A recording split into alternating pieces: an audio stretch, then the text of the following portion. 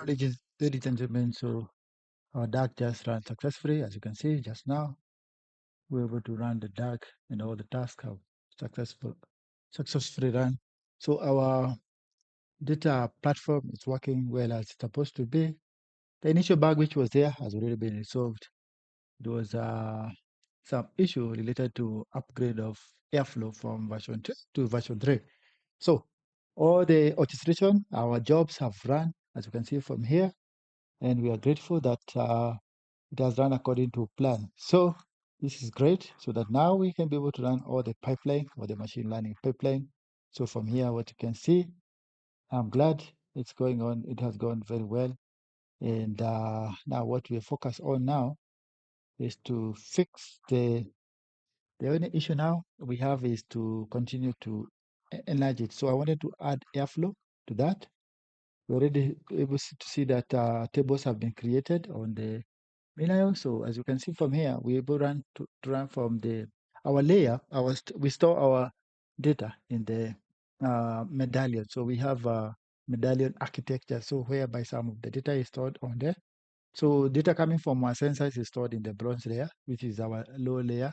And then also, this is also some of the data is stored here in the database. So, but we are going to move it to the bronze layer. Initially, we had all the data stored here. That's why you see the storage is this big, almost 1 GB. But so this is a medallion where you have all this layer data coming from the bronze layer. And then from there, it's going back to the silver layer. Then after doing some more transformation, the data is stored on the gold layer. Then from the gold layer, you're able to do your transformation, whether it's modeling, whether it's creating the models, and also whether it's any other stuff, you visualization with Superset, with Apache Superset.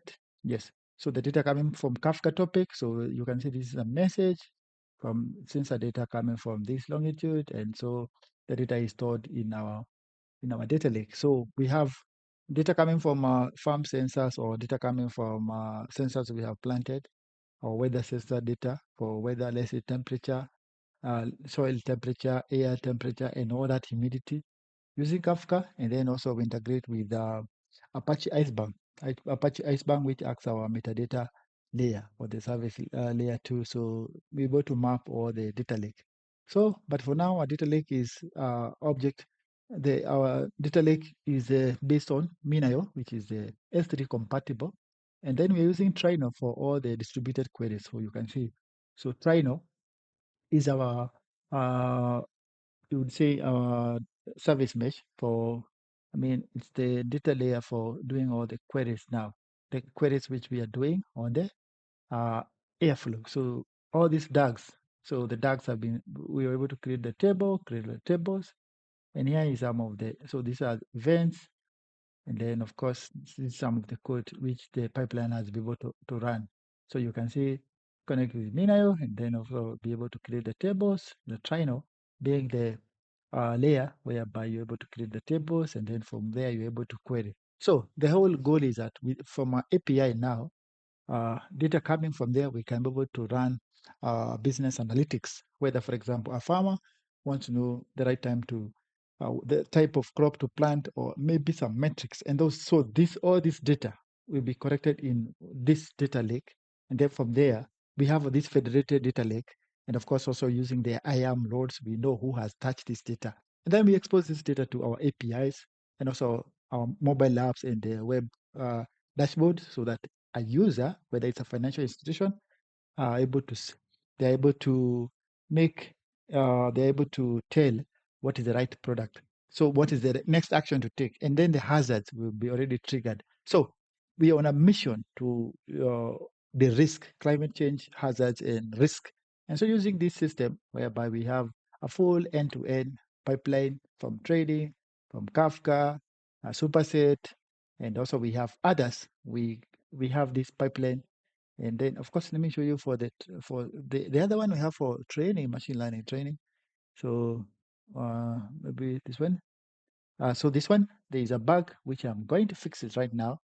I think this is something to do with dependency. So we're going to troubleshoot why it's not working. So maybe we can check this one, and then you'll be able to see why it's failing. The reason why it's failing, from here you can see it's saying there this log. So there's an event log for all the jobs which are orchestrated. So it's saying that executor, local executor parallelism reported that the task instance pipelines which are scheduled at this finish with still but the task instance state attribute is queued. So here it's just a matter of this is parallelism. So this may be something to do with uh, the reason why it failed is that it's given the reason state mismatch. So there is another one. So there is a task which already scheduled, and then so we need to fix on that so that the task may be running in parallel, and of course also the local executor need to be refreshed. So we need to clear the DAGs, and so that the DAGs will be able to run, the jobs will be able to run successfully, like this one which just ran successfully. Yeah, so you can see this one has the success. Before it was having the same issue, but once we fix the issue of we just create the uh, table, then it is running successfully. Yeah, it is able to run successfully and also store the data in our data lake. I think that is clear. That's a quick 101 taking you through. And this is of course our some of the services we already Airflow, a superset, already say Jupyter Hub, and of course MinIO console. When you click this one, it's going to open MinIO, so you should be able to. So for example, if you click this one, Airflow tracking, you're able to. It's going to take you to here. So you need to authenticate. So you need to authenticate. So our users will be able to log in with Keycloak, and then from there. So I don't want to log for now, but you get the idea. So once they are logging, they are able to see all this. And then, of course, we have another final for the analytics whereby the alerts. So real-time alerts, for example, for recommendation, whether this is the right crop, this is so we have a scoring for all the crops and also how they are doing. We are doing phenology so that as the crops grow, for example, or let's say we are in a mission. For example, let's say we are growing wheat, we're able to monitor the soil moisture, we're able to monitor all those parameters in the farm. So we have a digital twin, and from there, we through the machine learning, reinforcement learning, we're able to improve on it from the digital learning. From the digital twin, we have a replica of your farm from all the parameters, and then using the sensor data, we are able to come up with the data, and then we train on it incrementally through reinforcement learning, and then from there we have a model which once we train it, we can do versioning, and then from there we can give you insights, business insights which are relevant for your, for example, whether it's a loan, whether this is a hazard, whether, for example, this is you have an apartment which is leaning. So we are able to monitor all those tracks. For example, we're able to monitor all those data points for a particular physical asset. So this is the power of database, aggregated data lake, whereby all the data is collected in one place. And then from there, each user has different IAM roles actually. So you don't have access to the all data. And then of course, we are going to add another layer of security to reinforce that. It's called Fabric to be able to protect all those services on top of the IAM roles. So anyway, thanks so much for viewing the Climavue uh, Climavue video on platform. So some of the services we have: water, flood risk, drought risk, and stress risk. So as you can see from there, we also actually running some of these notebooks. Let me show you end-to-end machine learning pipeline, for example, this one. So you can see, for example, in this one. So all this is running in Kubernetes. Actually, some of these services. Let me show you Kubernetes, kubectl, get ingress. You'll be able to see all these services running on Kubernetes. So we are Kubernetes first. Kubernetes first. So you can see all this one are running Kubernetes, and it's the cluster services. So these are many services.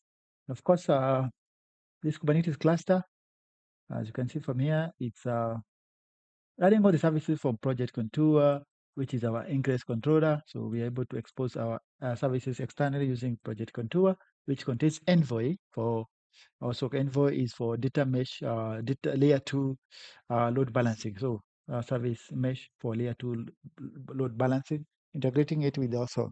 We are looking also to, as you can see, it's a load balancer, and then it's able to do round robin balancing to our applications.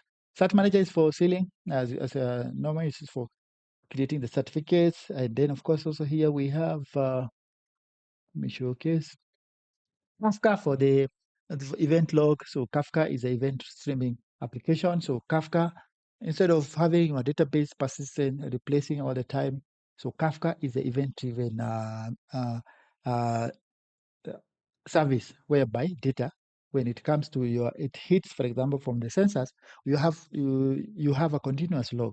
So able to see a persistent, a continuous state. So we never change the state of Kafka event broker. So you have that event log going on, it's writing. So actually, one of my research was on Kafka, event-driven microservices. So the way you saw it from there, you saw a topic which is hitting. So the message will come there and then it will continue to add to the topic. So it's a continuous log of all the events, data persistence. So it comes with the brokers, as you can see, Bootstrap, Kafka brokers, and it also has an external bootstrap. And so these are some of them. This self-healing is for, this is for self-repair or self-maintenance of the Kubernetes cluster. Yes, this one. Then the other one is Minayo API. Of course, Minayo has an API and it also has a console, the one we were using for the accessing the Minayo. Prometheus for, as you can see from here, you have Prometheus for all the alerts manager and so many other stuff, alerts and graphics. So also Grafana is there, and Jupyter Hub for to be able to run our data pipelines. Yeah, Jupyter Hub. Yeah, currently Jupyter Hub. It's also all exposed. All these are exposed to the Keycloak. So there's Keycloak. Keycloak is a SSO. SSO is a OAuth provider for securing our services. So when you want to access a service, you have to go through Keycloak, single sign-on. Then from there, it gives you access to our services. And then, of course, remember we have the realms for Keycloak realms, and also we have uh, every user. So we have this is a multi-tenant case, multi-tenant application whereby every application you can have load more than one application. So this is for, in this case, this is just running for a single tenant, but we also have some services running for our class, for our clients on their own VPC, on the cloud. But this, for this demonstration, I just wanted to show using our cluster. Harbor for container registry. So this Harbor is for persistent container images. So container images goes Docker because we are building them frequently. So this is for self-hosted container registry, and then cloud native PG, of course, is the database, and then self-healing API. Uses actually we make use of, we use MCPs, which are MCP, and also we integrate with the K8s GPT. So this is how we're able to check some of the issues happening in our cluster, and then automatically it heals the cluster. So many of them, as you can see, Hive Metastore, Hive MFlow Tracker. MFlow we say is for model experiments and also model versioning. Trino, we already said it's a distributed superset for visualization. A lot of them here. Jupyter, I've discussed about it. Our API, we have two API. We have this for risk, and also we have for the front-end logins and also many other services. Yeah, so, and you can see some of the services run. So there are many of them, but it'll take time to go through all of them. So maybe I just wanted to showcase for you, for example, maybe checking from this one. So how you go about it, maybe 9. Let me just go, for example, this one. Let me just take you through a simple, let's select the kernel. We just select this one. So essentially this one's supposed to be running on Jupyter. Jupyter Hub, so our users can be able to train from there. But of course, this is so still, you can also run. So just run all of them. Let's see, running all of them. Yeah, so we would see all the visualization. Okay, all visualization. Let me just move it here so that I can scroll down. I don't want to show you all the source code, but I just want to show you some of the source code. Oh yeah, the SPI, I already described the SPI. Yeah, so you can see, calculate the multi. Let me just move back. Now you can be able to see. Yep. Let me just show you for this one. Load historical data and so on and so on. So all these modules, as you can see from here, we have loaded the data from mass, calculate the multi uh, uh, SP SPEI, and of course, so you can see, then we have the calculated time scales for each of the, so the date, we have seen that, and then visualize the data, drought pattern. So this is part of the modeling. So you can see the seasonality, how water components, for example, for this data set, and how it affects. So this is how month, millimeter per month, and then how it affects the drought. You can see the time series graph, and of course, you can also see the for all the months, various months, how the drought and extreme drought is affected. So this is, so you see the different seasonality, and of course, very wet is a blue, and then very extreme hot. You can see, for example, in this one, it's very hot. So when it's very hot, you can see, then there's actually number of months. So you see, for this year, it was very hot in this particular data set. And then, of course, drop vulnerability. Just take you through this. You can see for every crop, there's a different vulnerability. For example, in this date, you could see that maize loss, for example, just coming back to 2023, you see different crops have different SPI, uh, different loss. So they are affected differently from the model which you have. And then you can visualize a crop. So that is there. You have already seen it. Maybe some of the images. So that one I've already shown case to you. Just showed you just now. I don't know why it's taking forever to open. Future crop projection. Let's wait for this one to open also. Anyway, you see, for example, with time, how it is going.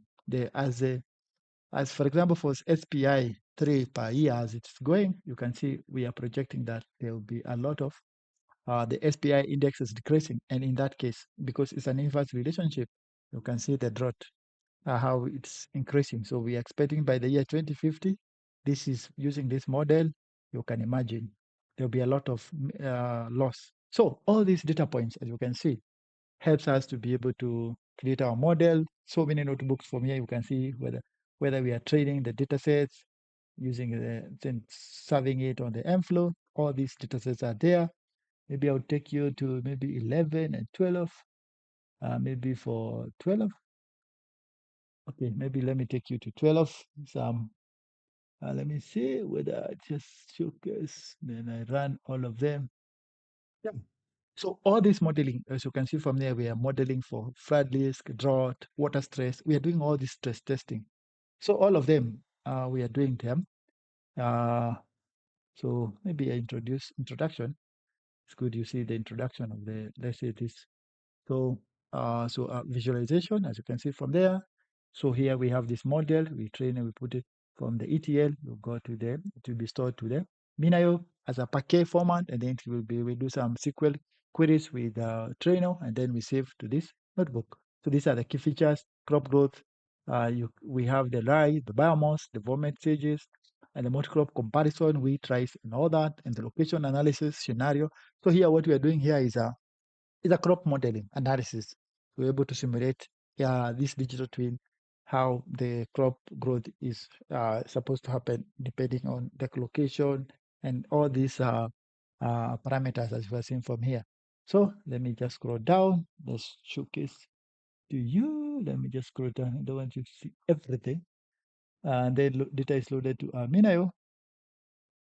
Maybe data is loaded to Amino. From there, data is loaded to Amino. And then so maybe query the data. Okay, so let me show exploratory data analysis. So maybe just case you to some of them. So once we load some of the data to our data lake, and then of course you can see, for example, do some exploratory data analysis, some of them, which you can see from here.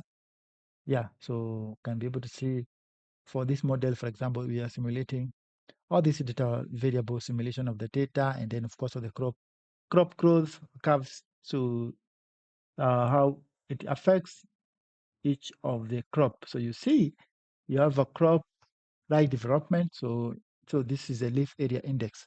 So rye is a leaf area index, and then biomass accumulation. So you can see the relationship days after planting, how the for each of the crop, how it the graph is appearing. So you can see the relationship. Also, the biomass increases as with time, and above, of course, above the ground load biomass. This is, and See the maize, rice, and how it compares with every mature. So that is growth. So we're able to map every factor for all the, let's say, for a particular crop. And for this is subplots.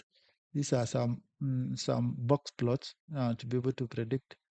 So this is for crop yield by location. So this is crop yield by location. Yeah. And water stressing. So maybe this one.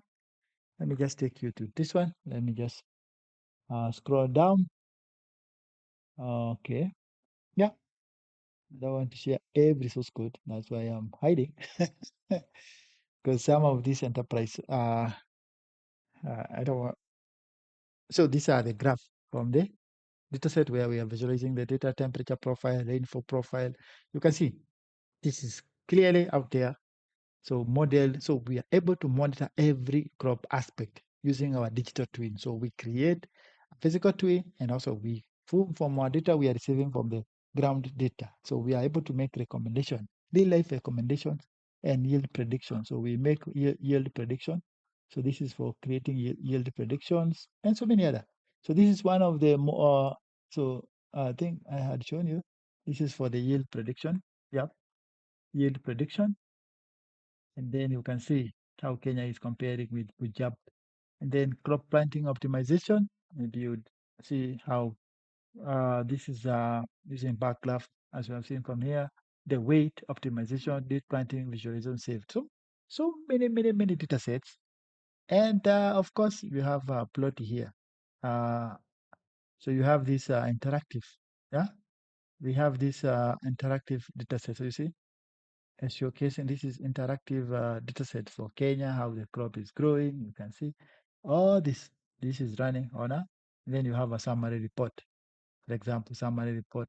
Yes, crop summary. See all this prediction. How much is the yield? So we help you to be able to determine uh, which crop to grow, and how to go about it. And in case there is an issue with the crop, we're able to monitor all those aspects. So this one is for crop risk. So let me see for this one, just a final one, maybe. I'll just take you through this climate crop yield. Okay, I think this one we have already said. So this is connecting with Earth observation data set. Yeah. So this is now where we are using Earth observation data set. As you have seen from here, we use Sentinel, and then we have the normalized difference utilization index for stress testing, and then using Sentinel, Modis. So we have so many datasets from Climada, from Eli 5, GILDAS, and CHAPS. So from all this, then we're able to create the risk metrics. So as you can see from here, so these are some of the risk metrics.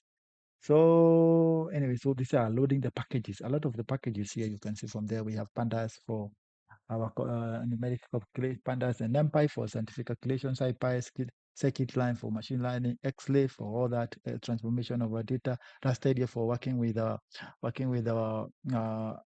satellite data, all these Rio Exterior Matplotlib for visualization, and Seaborn for also for visualization, and also for yes, and many others. Airflow, of course, we discussed. Boto3 for connecting to IC. Boto3 is for connecting with our data lake, which is PyYellow, also for that. Many other transformation, data transformation. So I want to show you case all of them there. Maybe I think I didn't run all of them. Maybe I ran it now. Let me run it, then I can showcase to you. For index, maybe I'll go to the last slides. Yes, let me go to the last slides from there. Advanced analysis. So let me just show you the last one. And actually, I can even run this one for the. Can run also the one for crop modeling. I also run this one for showcase for. Let me just showcase for you also for 12. I think I've already shown you 12. This is remaining. For modeling, for feature engineering, we have it here, of course, also for the ETL, as you have seen here. Let me run it. Let me run the feature engineering and so many other. Just share some of the. Uh, let me see. Let me just showcase to you how we connect with the trainer. Okay, that's one. That is good. So So for example, this one for feature engineering, you can see we are connected to our data lake. So you see we have already connected to our data lake, which is query iceberg. So I think I already ran this one. Configure trainer catalog. That is our data lake. We're able to query now. Configure. So anyway, this one is gonna change later. Don't worry. So here we can carry out the trainer. Let me just run, run all of them again so that we see whether we have an issue with the connection. So let's wait. Then of course here is where we are querying our data lake using now query SQL syntax. So this is pure data engineering pipeline whereby we query our iceberg. So data which is stored in our data lake, you can be able to get all the, for example, you want to know, for example, the humidity. You would like to know, for example, what is the, for example, what is the current current water, let's say humidity, or you maybe you want to know what is the current, if it's for financial case, for example, you might want to know, for example, what is the current project, how it's going, the parameters, for example, this is an insurance. You want to know, for example, the other that vehicle, for example, you have insured, especially for because it's for climate, we deal with physical assets, a house, green. Let's say this is you are insuring for a project, mega project for green financing for housing and all real estate, or maybe this is a financial asset where you have insured this financial asset, and then you want to see the metrics under there. So you are seeing we have already defined our query. It's also now we query our iceberg via Trino. It has returned the query has been defined, and of course you see now this is where now we need to fix this one whether connection it's connected. So maybe there's an issue. I need to check why it didn't connect. Anyway, but you get the idea. The whole idea is Trino is for all this. I'll need to check the service. Yeah. So all this, getting all the brains data and then moving on and creating the visualization, which I had shown you here, like drought, the vulnerability. You can see all this historical SPI. Also, we have for NDVI actually. We had for NDVI. I don't know why you don't have for images. And then, of course, some of our models, when we train them, we save them here. For example, wheat and so many. You can see wheat, barley, tea, coffee. They all come here, the models. But this is just a sample, not a big model where we save them in uh, for the big model, we have to save them on the S3. So we connect with S3. Yeah, I think that is it. And let's bring that into this video. Thanks so much for tuning. And as always, take care. See you until next time. Kubernetes cluster is still running. Let me show you. Kubernetes cluster is running and then showing the whole pipeline. And it's a pleasure. It's a pleasure to, let me see whether I can put my video. Oh yeah, I can put my video now. Finally, I think my video is back now. Yes. So this is me. Yeah, working on this project, Climavue, AI-powered intelligence. As you can see, this is AI-powered intelligence, and I'm glad to. We work with agronomists in this project. We have climate experts. We have other data science working on this platform engineer. Of course, I'm the lead MLOps engineer, but our mission is to de-risk or to help organization to be able to make good use of data. So that's what I would say. Our mission is to help organization to be able to make use data to be able to uh, make prediction, uh, to make to remove risks, hazards, and so many others in the farming industry, in the agricultural, in the financial sector. So the whole idea is to make it predictable. You don't want uncertainties in your project. So that's why we are working on this. So that's why we also integrate AI. There's also another for generative AI module which is there. There's another module which is there. But from here, you can be able to tell all these areas from financial management, as you can see from here, whether we are doing climate stress testing we have some modules for, actually, I did not show you, for example, we have one for stochastic. It's in another notebook. It's in another notebook, but you can see from here there is one. I think it was here for the notebooks. Yeah, I think I'll show you in the next video how we do the financial modeling part of it. But it's all related, but it is more complex than the crop demo. So that's why I prefer to showcase with the crop demo, because it's a lot of data, which is not very sensitive even to show. Real time. So for real estate, as you can see, we are able to predict flood, wildfire, hurricanes, and so many other aspects affecting your real estate, physical asset. And of course, from there, we're able to do the stress testing and also be able to predict the status of your, whether this is good investment, and help insurance brokers, and also be able to help those developers who are working that area. Agriculture, we already seen all this crop yield forecasting, drought, pest, and all that, even fertilizer plant. For example, the right time, the type of fertilizer, because we are doing a scoring. So from there, we are able to come up with all those, we have a scoring for each crop. And using satellite data, actually, we integrate, as you have seen from there, we're able to integrate from the satellite data. We are able to give you optimum, for example, insights from the data using real-time data. So from a crop, you're able to determine the vegetation cover, the grass cover, crop, forest, whichever kind of crop. We also even to determine what crop is there, the water level from the satellite. We have all this data to be able for every area. So whether it's a building, we're able to monitor it, whether to give it the right,